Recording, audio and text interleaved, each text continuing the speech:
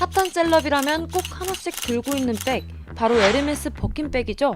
명품 중에 명품으로 불리기도 하고요. 최대 1억 원에 달하는 고가라 일종의 부의 상징으로 통하죠.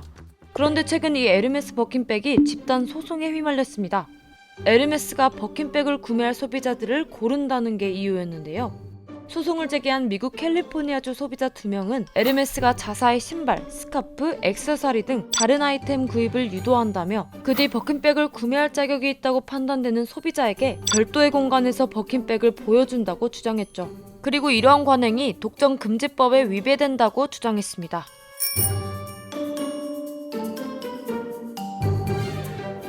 실제로 인터넷상에선 에르메스 버킨백을 구매하기 위해 실적을 쌓아야 한다는 소문이 자자했어요.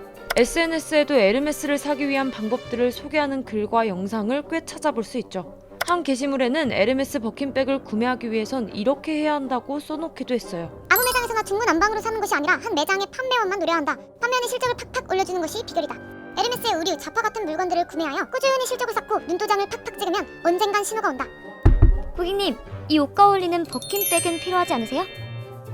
이외에도 가방을 사러 오지 않은 척 시계 보기, 셀러와 스몰 토크하기 등 기상천외한 방법들이 소문으로 돌고 있죠. 에르메스 측은 소송과 관련된 입장 요청에 답하지 않았습니다. 물론 아직 소문이고 소송이 진행되고 있는 상황인데요. 그렇다면 이 소송의 끝은 어떻게 될까요?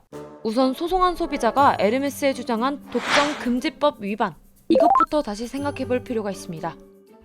기본적으로 미국의 반독점법이라는 거는 우리나라의 공정거래법과는 결은 같지만 강도 측면에서는 굉장히 좀 세요. 어떤 그 시장에 있는 기업이 필요 이상 혹은 과반의 이상의 지배력을 가지고 그 지배력을 갖는 상태가 소비자들에게 불공정한 소비 양태를 만들 때 강제적으로 개입하는 굉장히 강력한 법이에요. 그 록펠러의 스탠더드 오일이 가장 대표적인 사례예요. 이 스탠더드 오일이 여기저기 다 합병을 해가지고 불공정 행위를 하니까 당시 그 시어도 루스벨트 대통령 이 회사들을 다 쪼개버렸거든요.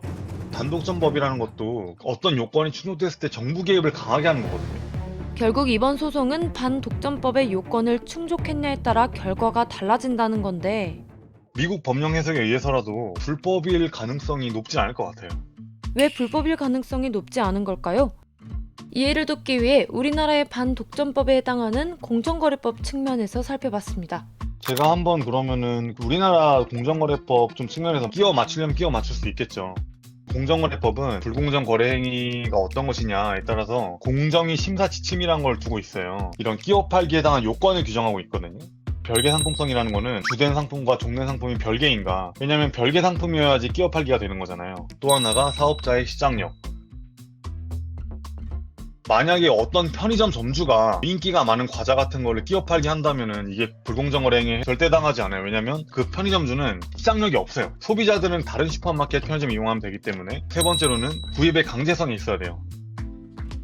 예를 들어 위스키 바라고 해볼게요. 별로 인기가 없거나 혹은 다른 데서도 많이 파는 위스키를 갖고 이제 끼워 팔기를 해서 구입을 강제한다면 그건 강제성이 인정되지 않겠죠. 왜냐면 소비자는 다른 데서 구매하거나 혹은 다른 위스키를 구매하면 되니까요. 마지막으로 이제 공정거래 저해성이라는 게 있는데 끼워 팔기로 인해서 경쟁 제한 효과가 부당하게 발생하는지 여부를 또 보거든요. 이게 진짜 조금 어려운 게요. 끼워 팔기라는 게 정말 누가 봐도 저거는 공정한 시장 경제를 저해하면서 끼워 파는 행위가 있다면 그런 건 당연히 뭐 처벌이 되고 제재가 되는 게 맞는데 보통 이게 좀 소비자의 자유의사에 맡겨져 있잖아요. 그러니까 쉽게 말하면 안 사면 되잖아요. 우리에게 정말 필수적인 물이라든가 혹은 반드시 대학교에 들어가기 위해 들어야 하는 수업이라든가 이런 어떤 공공재의 성격이 있는 것이라면 보다 적극적으로 심사가 되겠지만 결국에는 버킨백을 누가 사라고 강제하는 게 아니잖아요. 구입하는 소비자의 심리를 이용해서 돈을 벌고자 하는 자본주의에서 가장 기본적인 기업의 그 역할, 목적에 따라 움직이는 그러한 시스템이 과연 부당하게 공정거래를 저해한다고 볼 수 있는가에 대해서는 의문입니다. 인정되기 쉽지 않을 것 같아요. 네. 에르메스와 소송을 제기한 일부 소비자들의 법정 공방, 과연 어떻게 끝나게 될까요? 이번 영상을 만든 PD가 추천하는 영상도 보고 가세요.